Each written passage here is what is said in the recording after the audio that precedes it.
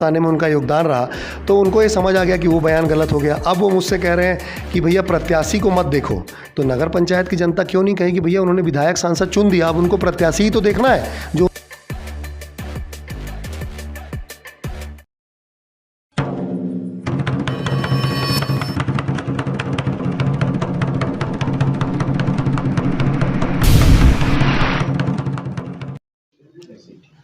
दोस्तों नमस्कार, प्रणाम, जय हिंद, जोहार। मैं राजेश पांडे और आप देख रहे हैं आपका फेवरेट चैनल मुन्नादी चौपाल। तो आज हमारे साथ हैं हॉट सीट के प्रत्याशी कांग्रेस के विनयशील, जिनको लेकर काफ़ी चर्चा है, काफ़ी माहौल है, क्योंकि भूपेश बघेल जो पूर्व मुख्यमंत्री थे इनके काफ़ी करीबी हैं और हॉट सीट पे इन्हें उतारा गया है। तो काफ़ी गहमा-गहमी का माहौल है, कई मुद्दे हैं, आरोप प्रत्यारोप का दौर चल रहा है। तो ये हमारे साथ विनयशील मौजूद हैं। आपका स्वागत है हमारे मुन्नादी चौपाल। आपका नमस्कार, आपके सभी दर्शकों को मेरा नमस्कार। विनय भाई, अब काफ़ी लंबे समय से घूम रहे हैं, शहर में घूम रहे हैं, माहौल क्या है?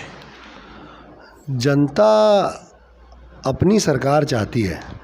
जनता ये चाहती है कि उसकी सुनवाई हो, उसको सुनने वाले लोग हों, और एक लाइन में मैं कहूँ तो वो कुनकुरी के लोगों की नगर पंचायत की सरकार चाहते हैं। वो चौकी से चलने वाली सरकार नहीं चाहते हैं। चौकी मतलब थोड़ा सा बताइए, चौकी मतलब समझा नहीं। वो कुनकुरी के जो लोग, यहाँ के स्थानीय लोग हैं, वो इसका अर्थ समझते हैं। वो मुझसे कह रहे हैं कि भैया हम ये नहीं चाहते कि 3, 4, 5 लोग मिल करके पूरा कुनकुरी और पूरा जसपुर चलाएं।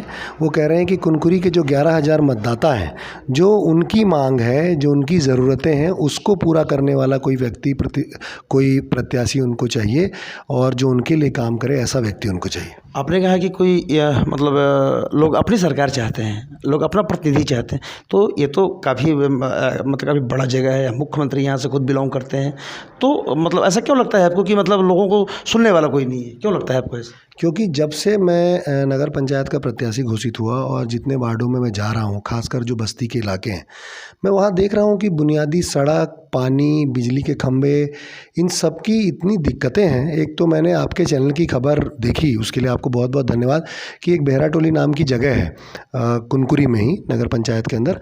वहाँ लोगों को बिजली का खंभा उनके पास नहीं है, और उन्होंने लकड़ी काट के बिजली का खंभा बनाया है। खबर मुनादी ने की थी। तो इसका मतलब तो यही है कि लोगों की सुनवाई कोई नहीं कर रहा है, कोई उनसे पूछने नहीं जा रहा है कि तुम्हारी असली दिक्कत क्या है। मैं आपको एक बात बताऊं, कुनकुरी के अधिकांश वार्डों में पीने का पानी नहीं आता है। पीने का पानी लाने की कोई व्यवस्था उनके लिए कोई उनके पास गया हो, बैठा हो, ये समझने की कोशिश की हो कि यहाँ पानी की टंकी बनेगी या हम इसके लिए और क्या कर सकते हैं। मुझे बताया कि कोई नहीं आया। उनसे वोट मांगने लोग जा रहे हैं, भारतीय जनता पार्टी के लोग भी वोट मांगने जा रहे हैं, पर उनकी समस्या कोई नहीं सुन रहा है। आप कह रहे हैं कि कुनकुरी में विकास नहीं हुआ, और भाजपा विकास के मुद्दे पर चुनाव लड़ रही है। अभी हमारी बात हुई थी, 2 दिन पहले मैंने इंटरव्यू लिया था, कल ही मैंने इंटरव्यू लिया था। जो भाजपा का ये जो प्रत्याशी हैं, उन्होंने एक एक विकास उंगली पर गिना दिए कि हम इसलिए चुनाव जीतेंगे। उनका कहना यह है कि क्योंकि जब हमारी भाजपा की सरकार बनी, जब मुख्यमंत्री जब हमारे बने, तो यहाँ करोड़ों का विकास हुआ। उन्होंने कई सारे गिना भी दिए होंगे, आपने देखा भी होगा वीडियो।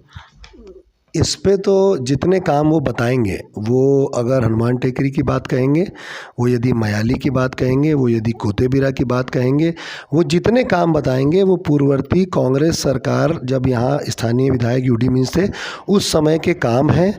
उसमें से कई काम पूरे हो चुके थे, जिसमें इन्होंने बाद में ऊपर से बजट दे दिया। कई काम का भूमि पूजन हो चुका था, जिसको ये कर रहे हैं। मतलब मुझे कई बार मैं कह सकता हूँ कि ये तो दिलीप सिंह जुदेव के सपने को पूरा करने के लिए आए थे, लेकिन मुझे लग रहा है कि ये तो यूडी मीन जी के सपने को और कांग्रेस पार्टी की सरकार के सपने को पूरा कर रहे हैं। क्योंकि एक भी काम नया नहीं है। अगर है तो ये बता दें कि पूरे कुनकुरी विधानसभा के अंदर और कोई ऐसा नया काम जो इन लोगों ने अपनी सरकार में शुरू किया हो।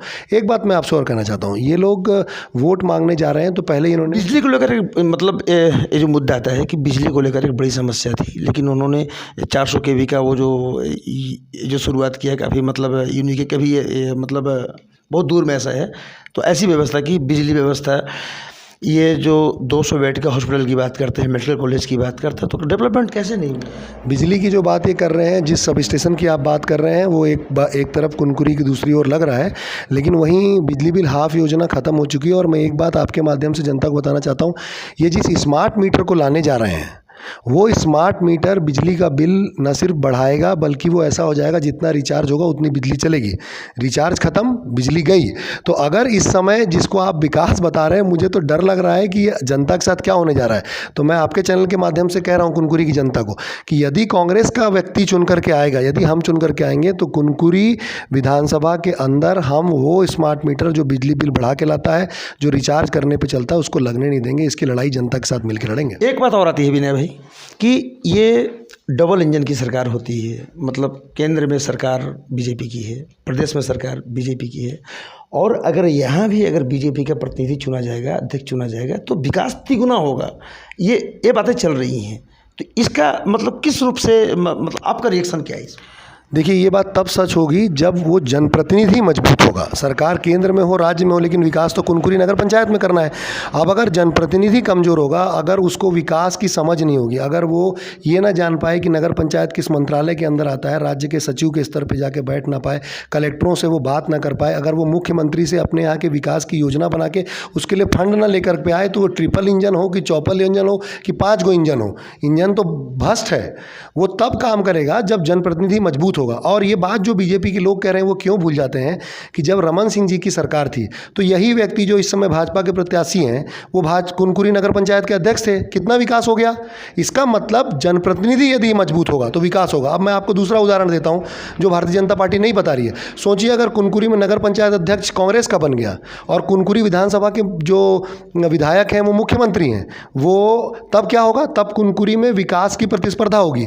जो काम नगर पंचायत अध्यक्ष के रूप में कांग्रेस का व्यक्ति यहां शुरू करेगा, मुख्यमंत्री को पता होगा कि इससे उनकी विधानसभा में उनके लोग उनसे दूर हो सकते हैं, तो वो उस काम का 1 करोड़ के बजाय 10 करोड़ रुपए खर्च करेंगे ताकि लोग उनसे जुड़े रहें। उदाहरण के रूप में मयाली को देख लीजिए। कांग्रेस के समय शुरू हुआ, जैसे ही माननीय मुख्यमंत्री विष्णुदेव साय जी बने उन्होंने उसमें बजट बढ़ा दिया। इतना ही तो किया।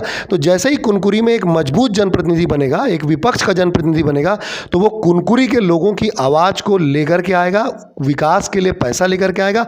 और माननीय मुख्यमंत्री जी की मजबूरी होगी कि वो कुनकुरी विधानसभा के विकास के लिए उस पैसे को दें, क्योंकि कुनकुरी विधानसभा बहुत बड़ी है और नगर पंचायत उसका छोटा सा हिस्सा है। आने में उनका योगदान रहा, तो उनको ये समझ आ गया कि वो बयान गलत हो गया। अब वो मुझसे कह रहे हैं कि भैया प्रत्याशी को मत देखो। तो नगर पंचायत की जनता क्यों नहीं कहेगी भैया उन्होंने विधायक सांसद चुन दिया, अब उनको प्रत्याशी ही तो देखना है, जो उनकी बात सुने, जो उनके लिए आवाज़ उठाए, जो उनके लिए लड़े, जो उनके लिए विकास का पैसा लेकर के आए। तो इसलिए मैं आश्वस्त हूँ कि भैया ये बात लोग समझ रहे हैं और ये बात मुझे लोग बता रहे हैं। मुझे तो ये बात लोगों से पता चलता है। और बीजेपी बार बार अपना बॉल चेंज कर रही है। वो नए सवाल उठाती है, फिर जनता जवाब दे देती है। मैं उस बात को मीडिया से कह देता हूँ तो फिर वो नया सवाल उठा देती है। मुझे तो डर है कि जैसे ये नगर पंचायत लड़ रहे हैं, कहीं अमित शाह और नरेंद्र मोदी जी को नगर पंचायत चुनाव लड़ने ना बुला लें।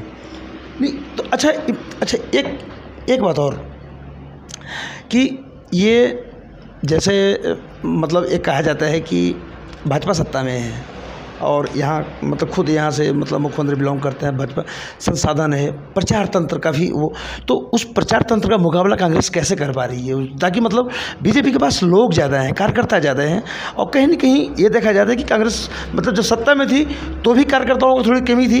तो इन चीज़ों को कैसे फाइट कर रहे हैं अपन। कांग्रेस हमेशा से जनता की पार्टी है। तो जो आप कह रहे हैं कि वो कार्यकर्ता के आधार पर लड़ते हैं और हम जनसंपर्क से लड़ते हैं। तो इस चुनाव को मैं तो घर घर जा करके लोगों से बात करके लड़ रहा हूं, क्योंकि जितने मतलब ये बात समझने वाली है कि जितने रिसोर्सेज उनके पास हैं वो हमारे पास नहीं है। तो हमारे पास एक ही बात है कि हम अपनी बात लेकर के जनता तक जाएं। और दिलचस्प ये है कि जब मैं बात जनता तक लेकर के जा रहा हूं तो वो मुझे 4 बात और बता रहे हैं कि भैया ये भी बात हमारे लिए कह देना, ये भी बात हमारे लिए बता देना। तो मेरे लिए इस समय चुनाव के लिए इस चुनाव का सिर्फ एक मंत्र है कि जनता से जाकर के डोर टू डोर सीधे संवाद करना। मेरी पूरी पार्टी, पूर्व विधायक से लेकर के जिला अध्यक्ष से लेकर ब्लॉक अध्यक्ष, ब्लॉक कांग्रेस कमेटी तक, हर कोई जनता तक जा रहा है, जनता से संवाद कर रहा है और हम ऐसे ही चुनाव लड़ेंगे। कहा जाता है कि कांग्रेस जब यहाँ हारती है तो जो कांग्रेस के नेता एकजुट नहीं होते हैं, तो मतलब एकजुटता के अभाव में कांग्रेस हार जाती है। तो क्या लगता है कि लोग एकजुट हो गए। अब ये तो आप देख रहे हैं, इस समय तो मुझे लग रहा है कि भारतीय जनता पार्टी एकजुट नहीं है, क्योंकि जो भारतीय जनता पार्टी ने सर्वे कराया कुनकुरी के लिए, उसमें एक प्रत्याशी राजेश ताम्रकार करके कोई व्यक्ति हैं, वो बनने और उनको सबसे ज़्यादा वोट मिला, पर बीजेपी ने उनको प्रत्याशी ना बना करके एक दूसरे व्यक्ति को प्रत्याशी बनाया। इससे कुनकुरी के जितने भारतीय जनता पार्टी के कार्यकर्ता थे वो अपने जिलाध्यक्ष और अपनी पार्टी के खिलाफ साइलेंट घर में बैठे हुए हैं। बड़ी मजबूरी में जब नगर पंचायत चुनाव लड़ाने के लिए माननीय मुख्यमंत्री जी को आना पड़ा तो वो उनके आगे पीछे दिखते हैं और फिर अपने घर चले जाते हैं। तो ये समस्या इस समय भारतीय जनता पार्टी के साथ है, हमारी पार्टी में नहीं। आखिरी सवाल, काफ़ी लंबे समय से घूम रहे हैं, क्या लगता है मतलब आपको, मतलब ये कांग्रेस अपने आप को कहाँ पाती है इस चुनाव में, मतलब टक्कर? मुझे लगता है कि हम ठीक से लड़ रहे हैं, क्योंकि जनता के पास उनकी समस्याएं हैं और जितना ज़्यादा हम उन समस्याओं को उठा पाएंगे, जितना हम उन तक पहुंच पाएंगे, उतना हमारे अच्छा और बेहतर करने की संभावना बढ़ती जाएगी। तो दोस्तों, ये थे हमारे साथ विनयशील, कांग्रेस के प्रत्याशी हैं। हर सवालों का जवाब इनके पास भी है, बखूबी जवाब दिया। तो क्या होता है आगे, ये तो देखने वाली बात होगी। तब तक के लिए बने रहिए हमारे साथ और देखते रहिए आपका फेवरेट चैनल मुनादी चौपाल, और पढ़ते रहिए munadi.com, voice of voiceless Rajesh Pandey के साथ। नमस्कार।